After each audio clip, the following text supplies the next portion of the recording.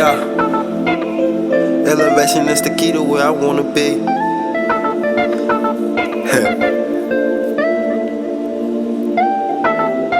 Me versus me. Yeah, elevation, that's the key to where I wanna be. I'll take for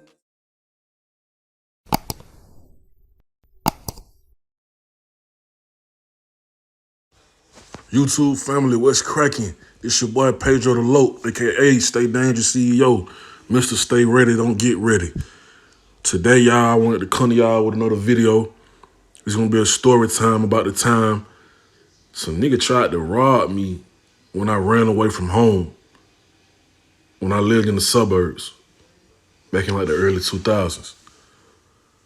I wanted to come to y'all with this video, man. Hopefully to inspire, maybe to even teach some people some different things about how to believe in yourself, about if you come from a troubled past, you know, things of that nature. Also, y'all know I got my clothing brand going, Stay Dangerous Apparel. Y'all see this shirt I have on right here? It's the SDA edition of the Stay Dangerous shirts. This is only for spring. You know, when summer hits, I will be dropping a different logo or a different design. But the original Stay Dangerous that's on the shirts before on my previous videos, that's the original, you know, and will always be the way I write out Stay Dangerous. Y'all want to shop, man, y'all hit me on Instagram in my DM. Paint Life Pedro _ Stay Dangerous.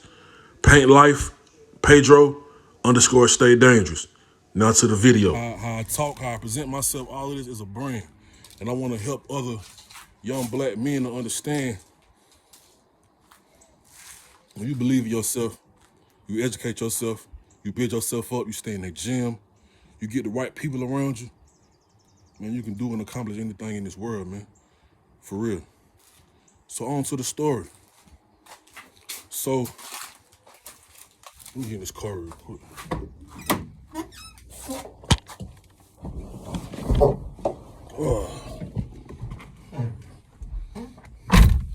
Set y'all up right here.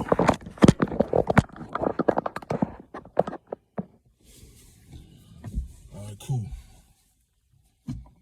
So, this story right here, it was about the time when I was maybe, 15? When I ran away from home. Now, I'm gonna be looking down a little bit sometimes because I got these notes right here written down. You know, I came prepared, man. You know, Mr. Stay Ready, Don't Get Ready. That's what this means. Stay dangerous in my mind. You know, my brand, my meaning, it means, like I said, stay ready, don't get ready. If you prepare for any situation, that means it could be schooling, it could be YouTube, it could be basketball, you practicing. If you preparing for that, if you educating yourself on that, you staying ready so you don't gotta get ready when it's time to show up, you know? So this is how I stay ready.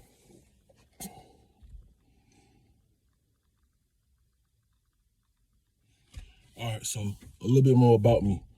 I've always lived with my mother when I was younger. Even though I've always been a grandma baby. My mama had me when she was 16 years old, well, 15. And she got pregnant with me when she was 15, and she had me when she was 16. She from the west side of Atlanta. So, long story short, my mama, I just don't, to be honest, I guess having me made her get so focused on never having to experience the things that she used to experience that she just started working a mile a minute, just on always working, you know, keeping a good job or whatever and putting us in good positions. Now, I'm saying all these things because I know how it is, you know, to be a single parent. But the whole time, you know, I never really ever had a close bond with my mother, you know. She was real standoffish. She was real aggressive. And I also was just always a grandma baby. You know, I don't know about y'all, man, but you know, grandparents don't play about their grandbabies. And since my mama had me when she was 16, you know, she couldn't always watch me, especially if she had to go to school or work. So I was always over my grandma's house. And my grandma always stayed in the trenches too, on the west side. And then eventually she moved to the south side, which is where I'm from, Cali Park on Washington Road. So, long story short, I didn't have a bond with my mama. I wasn't close to my mama. I always felt like, you know, she kind of always thought the worst of me. She always thought I was the one that was the troublemaker, when a lot of times I was the one trying to take up for my sister or my god sister and brother. But she would just always think it was me. And, you know, having that kind of relationship with your mother when you her firstborn, it kind of make you, I'll say this, not having a father around. My daddy was focused on the streets more than he was being in my life. So it kind of made me, it broke my spirit. I ain't had that support system. I ain't had that family. I ain't had that village, as they talk about. And we're gonna speak on that a little bit later on too, about how important it is to get back to that mindset. But anyway, so with me just always never feeling that love at home, I became a person where I wasn't never no pushover. I wasn't never no bitch ass nigga, but I was somewhat of a people pleaser. I felt like I had to be who everybody else wanted to be, who everybody else wanted me to be, in order for them to accept me or love me. When in reality, you know, who really gives a fuck about me and other people's expectations? I mean, all of us do, most of us do, to be honest with you, but we shouldn't. You know, we not out here, nobody is perfect out here. We all trying to do the best that we can. And most of us don't have our fathers in our life. Most of us who do have our fathers and our mothers, a lot of times maybe they wasn't taught the right things, so they didn't really pass the right information down to you, and how to process things and how to just be a man or a woman. So I'm a man though, so I just want to give y'all that little backstory, because, you know, feeling unloved and feeling like you gotta be somebody for everybody else to make them love you or accept you, when in reality all you doing is teaching them how to disrespect you or teach them how to take your kindness for weakness. It just make you feel it always makes you feel like you got this hole in your chest, like you got this part of you that's missing, that, you know, this abandonment feeling. So I used to run away a lot, man. You know what I'm saying? I used to run away a lot. So by this particular time, my mama started getting real good jobs, and she moved us to the suburbs, a little bit past the south side of Atlanta. We was in this city called Stockbridge, Georgia. Now Stockbridge is Henry County, Georgia. Henry County is right next to Clayton County. Back in these days, like early 2000s, Clayco wasn't really hood. It was more so like the suburb of the south side where people would move if they wanted a better life. Now, once a lot of black people started moving over there over the years, it did start to get treacherous, I ain't gonna lie. But mostly it was just a lot of, when you go to, I feel like any suburb in almost any state, for some reason, especially if it's black people there, a lot of people in the suburbs want to be hood. And then it's just funny to me because, you know, me really growing up in the hood, a lot of folks in the hood want to be where the folks in the suburbs at. And they steady trying to act, they so gangster and they so hood, but it like, bro, you grew up out here in the sticks, in the country. There ain't nothing wrong with that. I wish when people would understand that. Like, you don't gotta grow up in the struggle to have character about yourself or to be a man or to be a woman. It's like you don't gotta portray something that you're not. But this is what I start to, over the years I learned that this is what a lot of people do. They just put on masks so they can be accepted by people, because they don't really want to show their true colors. So long story short, I'm like 15, 16 years old.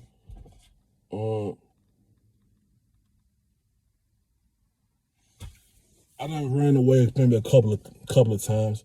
I had this homeboy when I was younger, Darius. We called him Bookie. He and his family just was always, he was my best friend. And every time I would run away to his house, but the nigga always stayed locked up, man. So one day I ran away and his sister was outside, luckily. And she took me in and she hid me up under her bed. She fed me, all that. She hid me up under the bed after she fed me, and she made sure I was good and took a bath and all that, because she knew the police was looking for me. So, man, they was looking for me all night. They finally figured out that, oh, this is his best friend's house. They busted in there, came and got me, all that. So I don't remember when this was after that, but I ran away after that. Probably even before that, but I think it was after that. So after that, I run away, right? I had this ex-girlfriend from like 7th grade. She was from Ohio. Her name was Tyler. Wherever you at out there, Tyler, You a solid one, man. You solid for sure. She used to always take me in when I would run away. I leave, I probably wouldn't get off the bus at my bus stop, and I'd be probably just chilling with folks. Next thing you know, I just pop up at her crib, and she like, again, and she would take me in. Like, she was so solid, man. And back then, I'm gonna be honest with you, I didn't even really value her how I should have. Like, now, not really having, still to this day, not really having a big support system, not really having people that I know will show up for me. Having that back then, I should have cherished it. This is why I tell people all the time, don't wait till bad things happen to start showing the love for people that you say you love when, you know, when it's too late or when something bad happens. Don't wait for something bad to happen just because you woke up today. You know what I'm saying? Go and tell them people that you love them, but not just tell them you love them, show them you love them. To me, words don't really mean much. Your actions do. So anyway, what her actions showed me was that she was solid. She always had my back. I'm talking about even when I would get in trouble in school and my mama would sometimes call her and ask her what happened because she knew she was a girl who made all A's. So she was like, all right, well, I trust her judgment. Tyler, what happened? And Tyler would always have my back like, yeah, Miss Tamika, yeah, he didn't do this, he didn't do that. Like, she always had my back. So anyway, I ran away to her house. This like probably the second or third time I done ran away to her house. So we kicking it for about like a couple of hours or whatever, just really just chilling, talking or whatever. Her mama come home. Now when her mama come home, she tell her what's going on because she see a boy in her house. When I used to go over there when I was her boyfriend, she used to sneak me over there. And so when I was still there when her mama was there, she had to explain, why I was a boy there. And she basically told her what was going on, how, I wasn't really getting along with my mom, and it was a lot of, there's a lot of crazy things that I done been through with my mama, in my household or whatever. So she explained some of that he ran away and, I really care about him or whatever like that. She instantly, she wasn't mad or nothing like that. She just wanted to help me, I guess, and see what was going on. But she really wanted my parents to know where I was. So she called my daddy. Now, I told y'all a little earlier, my daddy wasn't really around like that. Like, I keep him 100. He handled his business financially. He always kept me in fresh clothes and fresh shoes and a nice bed and all that type of stuff. But he don't really know me to this day, and I don't really know him like that because he never really made the time to spend with me to get to know me. You know what I'm saying? So for her to call him, I don't really feel like he care about me like that. So I run away from Tyler and her mama house. So I run away from their house, right? Now we in the suburb, like I told you, we in Stockbridge somewhere. I stayed on near like Hudson Bridge or whatever. So I go to the apartments. I forgot what the name of the apartments was because I stayed in the house. And I went to the apartments where everybody that, went to my school that I really rocked with went to, stayed in. They had a basketball court in the neighborhood and all that. So I go over there or whatever. I run into these dudes that I go to high school with. Now they some older dudes. I think they probably like just 1 year older than me or whatever.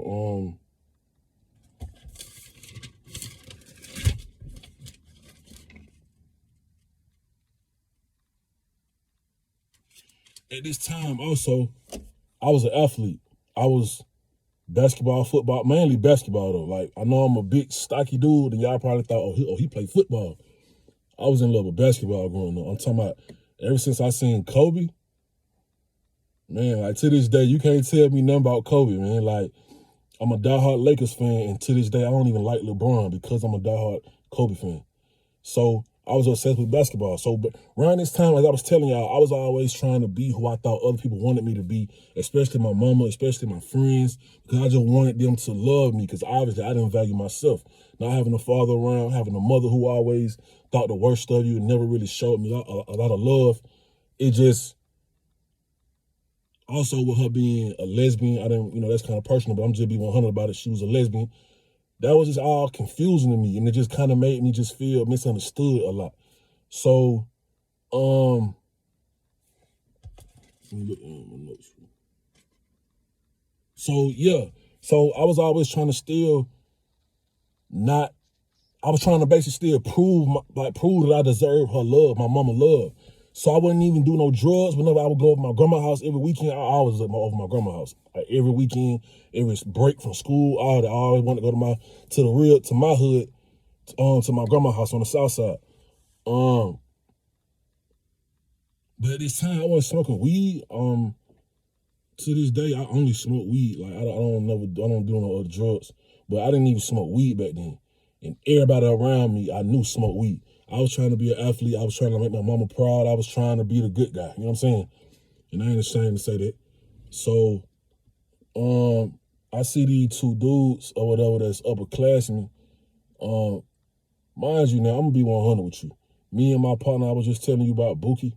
Me and him was like some of the like top 5 best dressed and best looking in the school. So a lot of females, upperclassmen, girls our age, they always were liking us. They was always feeling us, or at least they was always attracted to us.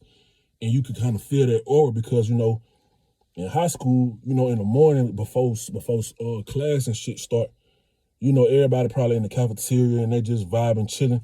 And you got your crowd that you gravitate towards. Well, by the time I was in 9th, 10th grade, I already knew, it's a lot of fake people around this motherfucker. It's a lot of people who try to be something that they not. Let me just gravitate towards who I really see is solid, like a solid group of men. And it was probably like just 2 dudes. My homeboy Justin from Virginia and my homeboy Dane from Far Rockaway, New York. We was always together in the morning and people gravitated towards us. Dookie will tell you if he was on this video right now. I don't know what it is about like people hating the dude or the girl who get everybody attracted to them or draw everybody to them. I don't know what it is about that person, but people hate that person. Like, you know what I'm saying? And there was a lot of dudes who hated on us because we got a lot of girls, to be honest with you. But I'm gonna be 100 and I'm just be real. Maybe because I was a big stocky dude, I wasn't this big though. I was really in shape like. But maybe it was because I was a big dude. Maybe it was because I even kind of somewhat talked like this when I was 16, 15. But dudes didn't mess with me though. They ain't even try to play that game, you know. But, you know, it was still a lot of hate going on. So anyway, I see these dudes. By the time I run away from Tyler them house, it's nighttime. Mind you, like I told you, I don't do no drugs, no nothing. I'm trying to be an athlete. I run into these dudes. I tell them, man, I ran away from the crib or whatever. I'm just out here just not even knowing where the fuck I'm finna go. They be like, oh, all right, well, they say, well, shit, you wanna smoke? I'm like, I guess, you know what I'm saying? Like, I guess, cause I ain't got nothing to really lose. Like, at this point, I done ran away. You know what I'm saying? I don't really know where I'm finna go at that time of night. So I smoke with these two niggas. They smoke or whatever. They give me high as a motherfucker. I ain't even seeing the plot or the play that they got them putting together, but they plotting though. They plotting. So we get super high. Just on some weed, I guess. It was just some weed. Next thing you know, I see these niggas trying to, we start getting up and we start walking toward the basketball court. So I start seeing them. I started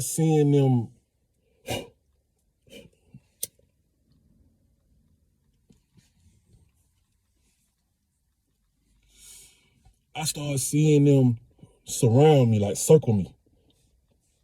I'm like, what the? I'm like, what going on? But I'm not saying nothing though. I'm just peeping the move. What the light skinned nigga, he talking about, yo man, I feel like fighting. Yeah, I feel like fighting. I'm like, bro, everybody head, I'm like, man, this silly ass nigga think he got one.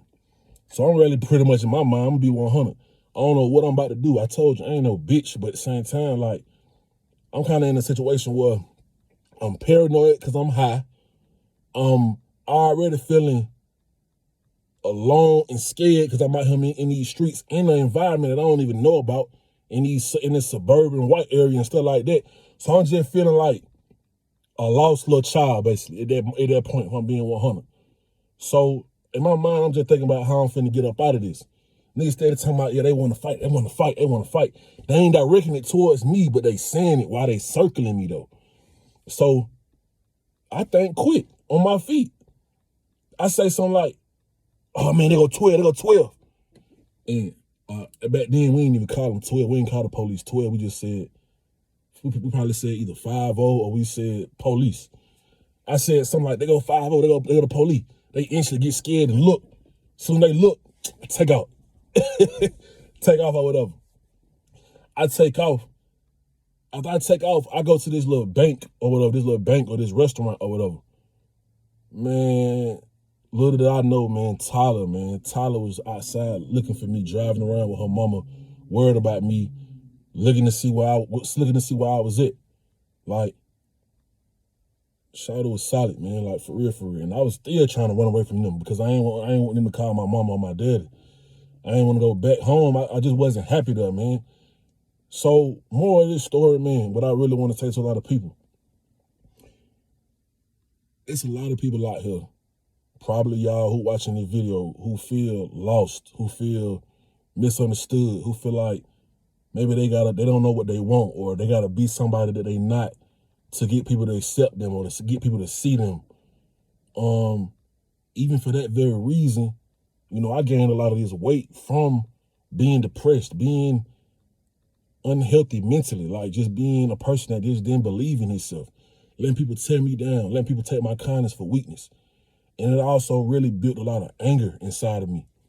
I ain't nobody preacher, I ain't nobody therapist, but I do want to inspire other black people, other people in general, but especially my people, black people, because you can just see how much we don't value ourselves out here today.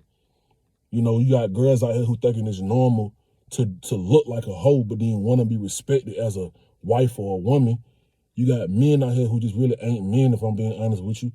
You know, and all of it come from what they seen, what their perspective is on life, and what was around them, meaning like who raised them. A lot of times, their parents didn't really give them the right upbringing. Like most parents, and I'm gonna be real right here. Most black parents have a mindset like, well, I put a roof over your head, food on the table. If anything, you owe me something. It's almost like they really act like the kids should really like strive to pay them back for doing things they were supposed to do. I didn't make you open your legs or get on top of Shawty and buzzing her, and then y'all had me. I didn't ask to be here, you know? So to be honest with you, the putting the food on the table and over my head, that was really the bare minimum. I need you to prepare me for this world, though. And it's crazy how a lot of black parents be ready to throw you out at 18 when they ain't even prepared you for nothing out here. And just say, get it how you live. I done did all I could do. I don't understand that, man. It's just something in me that just can't give up on my people, that give up on my kids, that give up on my friends. You know, I don't honestly, but also became because of that, I honestly sometimes be too loyal to where it almost becomes stupid. And I've had to learn from those mistakes because I'm not finna be stupid for nobody. I'm not finna put myself in a position where I'm overfilling your cup while I'm over here empty as a motherfucker, feeling down, low. I can't count on you to just show up for me, let alone have my back, or let alone make sure I'm all right or anything. But I've always been the kind of person I'd never leave nobody that I love hanging. And they always put me in a lot of bad situations. And what I really understood from that is that I gotta appreciate and love myself first before I expect anybody else to. Because when I do, I know that what boundaries I have set up for myself, what I stand for as a man, what I will and won't go for from myself, but also from other people. That's all I need to be really focused on. Like, if you respect yourself, that aura, that energy comes across to everybody else. Whatever you believe in, that's what you believe in now. But also, you got to be humble enough to be a student of this game of life. I don't know it all, man. But I am an intelligent man based on a lot of things that I've been through. But I still got so much more to learn. I'm 30 years old. For y'all who don't know, I'm 30 years old. And like I was just saying, man, there's so many people out here who lost and who just, you know, just trying to make it because all we know as black folks is survival mode. Man, look, we need to be trying to Stop having that mindset of, oh, the game sold, not told. And what we really need to be doing is trying to stick together with each other and give each other information that each other don't really know about to help all of us become better. If we can be assets to each other, we're helping each other. We building each other up. It should not always be what look. I was in the streets for a while. I left my mama's house a little bit after this time I'm telling y'all about at 16 years old. So I've been on my own since I was 16 years old. Joined the gang and all that type of stuff. I noticed, man, and really the late great Nip Hussle, long live Nip Hussle the great, he said this one time. When you going to look for your ops, what you really going to look for on the other side is a nigga that look just like you. Or he dressed like you, he got on all black, or he got that look about him. Like, oh yeah, he a street nigga. And he from over here where he ain't even supposed to be at. Let's get him. Man, but imagine like when somebody looking for you in that same light. I had my first child when I was 19 years old. You think I want my kids to say R.I.P. my daddy or free my daddy? That shit ain't player. That shit ain't cool. Now I'ma always stay dangerous. I'ma always stand on our 10 and the morals and principles that I stand for. As a man, I believe all men should be dangerous and aggressive. But that don't mean you go looking for no problem. That ain't no gangster. That ain't no man. Most of these niggas out here, for real, to be honest with you, they emotional. Because they was raised by single women, if I'm being honest about it. When you raised by a woman as a man or a boy, like most of the time you gonna probably become, you gonna get a lot of her traits, your mama's traits, emotional. That's why niggas be so quick to pick up a gun first before they just start, putting them hands up again and just start fighting. I came from an era where we were fighting. I was born in 93, so I grew up in the late 90s, early 2000s, where I feel like the world was just different. It was still a lot of lost motherfuckers and still a lot of, shit going on that was just wrong in the world, but it was a different energy. To me, especially in Atlanta, back in early 2000s, late 90s, man, when I tell you you could go to any hood, and I'm talking about the most treacherous hood, and yeah, you might hear about a shootout or two or something like that before the most part, but for the most part, you could go to a house party, you could go to a hood, you could go to a girl house, and everything would be all good because Atlanta kind of felt more like a family black mecca, like just that kind of environment, that kind of energy. And I miss it, man. Now it's like everybody just cutthroat and everybody for themselves. And they feel like, oh, well, I was pushed to be this way. I was forced to be this way. It's like with women feeling like they got to be strong and independent. Well, y'all kind of forced us to be this way. No, love, y'all choosing to do that. Y'all choosing to accept that. Y'all don't have to be strong and independent. All independent means is that you don't want to be dependent on nobody else, or you don't. What it really means is that you okay with being single and you don't need nobody, particularly the black man. And this is what I want y'all to understand. This is what this society or this country or whatever the fuck you want to call it, this is what they want. It's more profitable for women, especially black women, to be single. Y'all spend the most money on products. So when they start talking about back in the day, way before this generation, welfare, food stamps, all of that was inducted so they could normalize getting a black man out of the household. I don't want to lose none of y'all, and I know it may sound like I'm preaching and all that, but look, man, this is real talk here.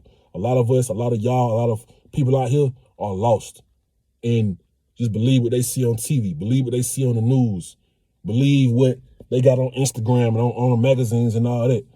And man, social media, man, it done ruined the world in so many ways because now, everybody want to compare their life to everybody else. You know how hard dating is today? Well, women don't even want to really appreciate you or deal with you if you ain't one of the top 3% of dudes where you either rich, overly popular, or like over the top handsome and in shape. An average man that work a 9 to 5, most of the time he gonna have to settle when he get in a relationship. Why? That woman ain't gonna feel like, oh, well, if you barely making it or you only got a little apartment or you got a little job but you ain't taking care of me or you ain't doing this for me, they gonna always feel like they can disrespect you or talk back. When in reality, that's not even, it's crazy how you working hard ain't enough for a lot of women out here.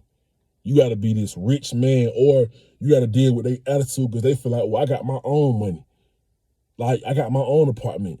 I say I got my own everything, and they brag about that as if, well, y'all boys always be saying, these girls be all on their money, so I got my own money. Listen, love, men who got their stuff together, we don't care about your money. We care about, are you nurturing? Are you feminine? Are you cooperative? Are you a good mother? Would you be a good mother to my kids? Can you make a house a home? That's what make a man want to take care of y'all. Men. We need to get other real men around us and help each other be more masculine. Because going back and forth and with people and acting out of emotions instead of sitting there thinking more logical, acting like it's all right to trick off and prostitute. Trick off with these girls and, oh, well, man, it ain't tricking if you got it. Hey, look, man, paying for a girl time just shows that you don't believe in yourself enough to where you think, oh, well, I can get home on my own. And I can't judge nobody because I feel like in a way we all done probably paid for something before. But I'm just saying, man, I'm here doing these videos hoping that I can inspire people for us to do better, man. I just see how lost a lot of us is out here, man, and I ain't gonna keep on, saying that, but it's the truth though. When is people gonna really wake up and really just start moving different? When is folks gonna start, realizing that, to be honest with you, the most important thing is to be there for these kids. Because these kids gonna be the next people that run this world. And all you doing is keeping them in fresh clothes. All you doing is putting food on the table and a roof over their head and thinking that that's enough, that make you a good parent. And a lot of people ain't even really truly even doing that right. Man, you got to pour into these kids. You got to support them. You got to guide them. You got to be a good example. A lot of y'all women out here, y'all just having kids with these random men and then blaming the world for what you chose to do. Then most of the time, a lot of y'all women, y'all get rewarded for it, putting a man on child support, welfare, food stamps. Like, this country really rewards women for making bad, dumb decisions. A man ain't got nobody to save him. A man ain't got nobody to just take care of him unless he just a mama's boy. A lot of us don't have our mamas though. I ain't had mine since I was 16. Like, so, man, I'm gonna continue, to talk my stuff and inspire y'all and, give out information that maybe that y'all didn't know or maybe that y'all need to know.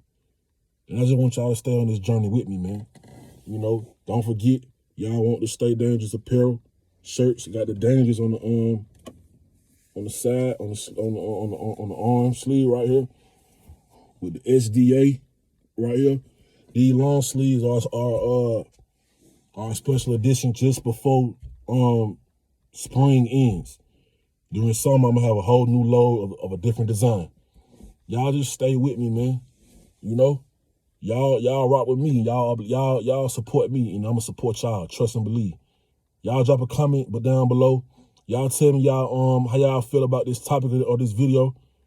Y'all even if y'all want to subscribe for subscriber, we can help each other, as I said. Man, y'all stay dangerous. And y'all stay ready so y'all don't gotta get ready. We as a people, we need each other, black people. We need each other.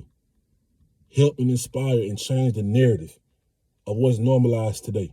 Take that wool off of people's eyes and help somebody around you. Now, you can't make nobody get that message. You can't make nobody do nothing. You can take a horse to water, but you can't make him drink. But you did what you were supposed to do if you learn from your mistakes and then try to inspire somebody else around you to do better. By you, first of all, doing better, and you taking accountability for your mistakes, and you correcting them, and you being a better example, and you leading and guiding your people in a better direction, especially us men, is what I'm really talking to. Y'all stay dangerous.